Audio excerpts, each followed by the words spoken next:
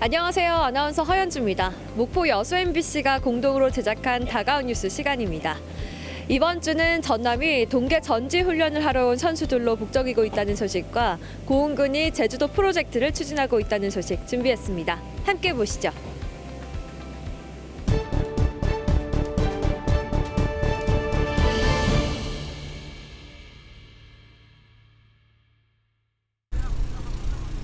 가벼운 옷차림으로 푸른 구장을 내달리는 초등학생 축구 선수들.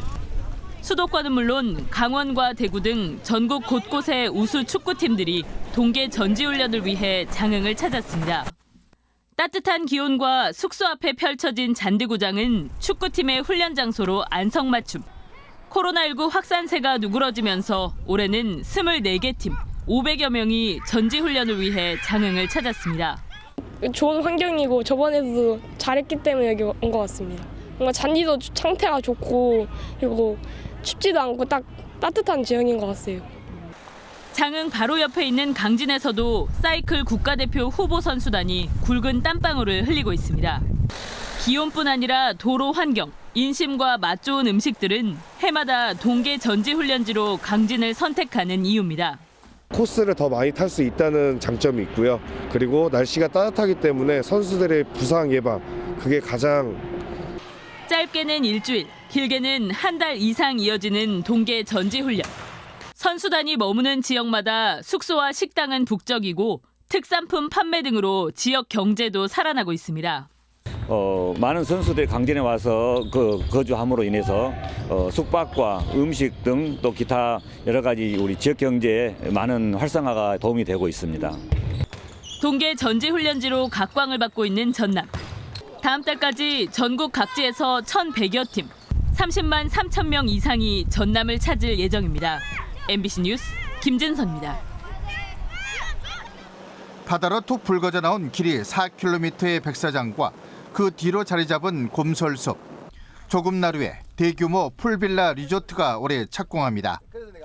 광주의 한 관광개발 전문기업이 1,500억 원을 투자해 400여실 규모의 객실과 수영장, 반려동물 전용 객실 등을 갖춘 휴양시설을 지을 계획입니다. 조금 나루 일대가 인근 올길 탄도와 연결돼 관광 명소로 거듭날 것으로 기대됩니다.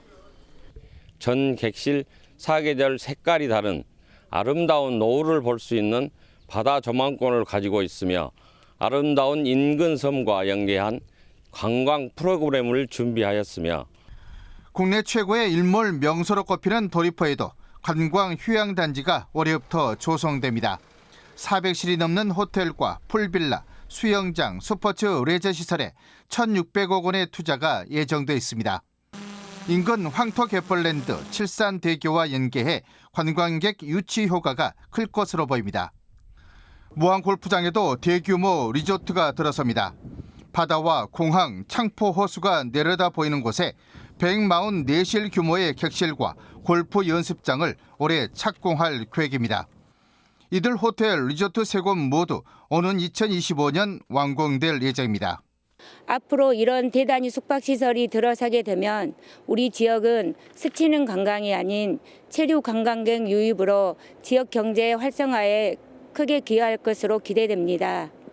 호남의 첫 줄인 영산강, 청정 바다와 드넓은 갯벌, 공항과 고속도로 KTX까지 부족함 없는 관광 인프라를 품은 무안이 새로운 관광 시대를 열고 있습니다. MBC 뉴스 문현철입니다. 여순 사건 피해자 신고 접수 마감일을 하루 앞둔 어제 여순 사건 피해자 700여 명의 명단이 여수시 여순 사건 피해 신고 접수처에 접수됐습니다. 이 사연이 여순 사건 특별법의 제3자 신청 규정에 따라 마지막 피해자 명단을 접수한 겁니다. 당시 20대였기 때문에 자식이었거나 아니면 있어도 몰라서 신청을 할 수 없는 경우들이 많았습니다. 그래서 그분들을 저희가 20여 년 동안 조사해온 명단과 기신청된 명단을 비교 분석을 해가지고 빠진 분들을 이렇게 찾아내서 약 900여 명을 찾아내서 오늘 신청을 하게 된 겁니다. 이로써 특별법 제정 이후 지난 1년여 동안 여순 사건 피해자 신고 건수는 모두 6천여 건을 넘어섰습니다.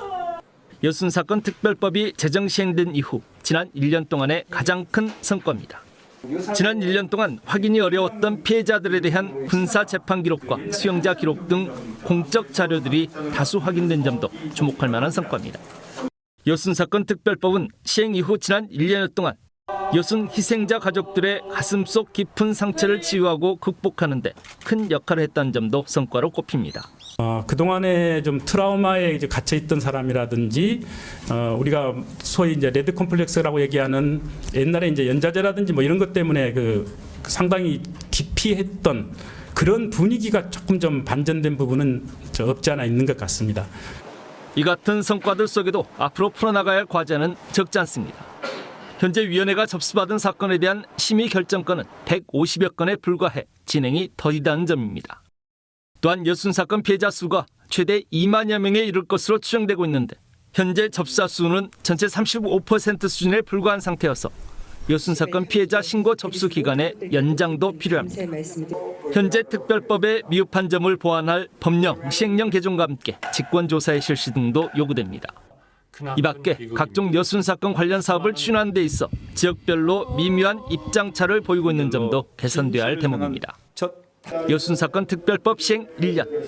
여순 사건 특별법이 더욱 큰 의미와 성과로 이어질 수 있으려면 정부와 함께 전남 동부권 지역사회가 더 많이 고민하고 활발한 소통과 제안의 접근 방식이 필요해 보입니다. MBC 뉴스 김주입니다.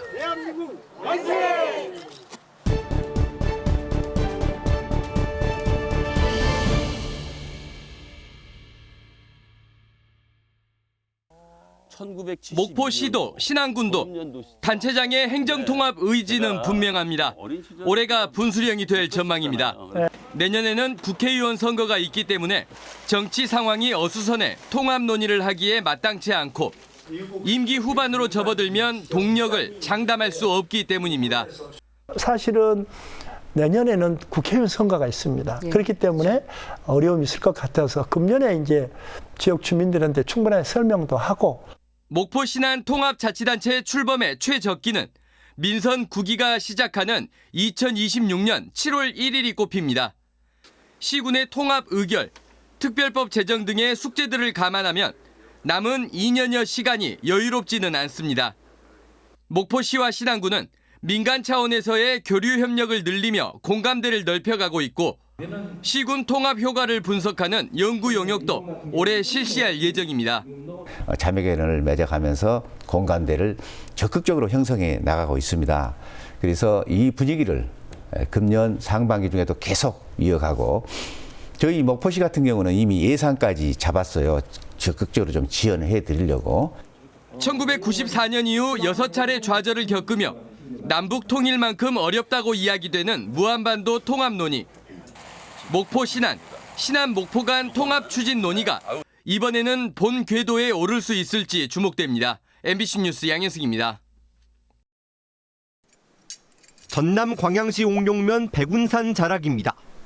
오래된 나무에 구멍을 뚫고 관을 연결하자 방울방울 물이 떨어집니다. 뼈에 이로운 물이라 골리수라 불렸던 고로쇠 나무 수액입니다. 영하의 추운 밤 수축했던 나무가 낮 기온이 올라 팽창하면서 수액이 나오는 겁니다.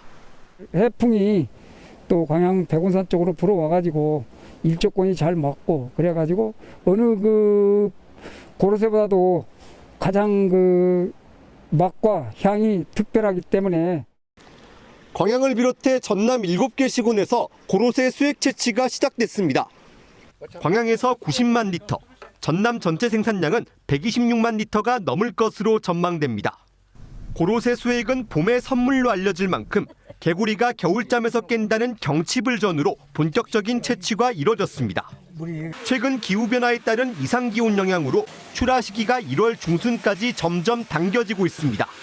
할아버지 할머니들 때 고로쇠 약수가 가장 좋다고 그러셨거든요. 그래서 경칩 전후로 받았는데 요즘은 좀 많이 당겨졌죠. 한 20일, 한 달 이상 당겨졌습니다. 올해는 설 명절까지 빨라서 지난 17일부터 출하와 판매가 이루어지고 있습니다. 18리터 대용량 통에 담아 팔았던 이전과 달리 0.5리터들이 소포장도 출시돼 선물용으로 인기가 좋습니다. 판매는 나오는 대로 전량 다 판매되고 있습니다. 특히 명절 앞두고 이 고로쇠를 이제 각 가정이나 또 뭐 식당이나 이런 데서 같이 모여서 백운산 고로쇠 수액 채취는 겨울을 지나 3월 말까지 계속됩니다. MBC 뉴스 유민호입니다. 고흥군이 이틀간의 일정으로 제주 지역 호텔 물류회사 등과 업무 협약 체결, 제주지사 면담과 제주공항 홍보부스 운영 등 이른바 제주도 프로젝트를 추진했습니다. 지난해 고흥 지역에 대한 다양한 투자 유치와 개발 계획을 가시화한 데 이어 이제는 본격적으로 지역경제 활성화 대책을 현실화하기 위한 시도입니다. 고흥군은 공영민 군수가 공직에 있으면서 특별한 인연이 있는 제주를 첫 교류 대상 지역으로 선정한 겁니다. 주요 관심사는 관광과 물류 분야입니다. 지역적 특성상 벼농사가 거의 없는 제주 지역에 고흥 쌀의 유통 채널을 확대하는 등 다양한 분야에 걸쳐 교류와 협력이 추진됩니다. 제주는 우리 고흥하고 아주 교류 협력할 거리들이 많습니다. 예를 들면 우리 고흥이 제주와 가장 가깝다, 육지가. 그래서 우리 제주를 물류를 이동할 수 있는 아주 그 물류 전진 기지화할 수가 있고요. 특히 녹동신항을 제주 물류 이동의 주요 항만으로 삼아 사람과 물자 수송의 거점으로 만들 계획입니다. 또 섬 투어와 백길 관광 등 연계 관광 상품 개발과 문화, 예술, 체육, 교류단 상호 방문도 검토하고 있습니다. 역사적으로도 공을 통해서 이제 한반도에 여러 가지 교류가 돼 있었기 때문에 그 부분에 대한 교류의 역사도 한번 우리가 이런 기관에서 한번 더 체크해보고 확인하는 작업도 의미 있지 않을까 싶습니다. 고흥군은 이번 제주도 프로젝트에 이어 강원도 춘천시와도 다양한 교류 행사를 계획하고 있고 장기적으로는 경남 진주시, 사천시와도 비슷한 방식의 교류와 협력을 모색하고 있습니다. 지방화 시대 지자체 간의 협력 거버넌스가 10년 후 인구 10만 기반 구축이라는 민선 8기 고흥 비전 달성으로 이어질 수 있을지 주목됩니다. MBC 뉴스 최우식입니다.